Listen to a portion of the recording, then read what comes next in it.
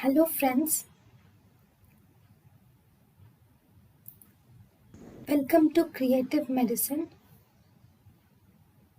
In this lecture, we will learn about Now, in the visual field testing, the next type is visual field testing can be done by a Goldmann's kinetic perimeter. This is the picture of a Goldmann's kinetic perimeter. So, with the help of this Goldmann's kinetic perimeter, we can find out the visual field testing.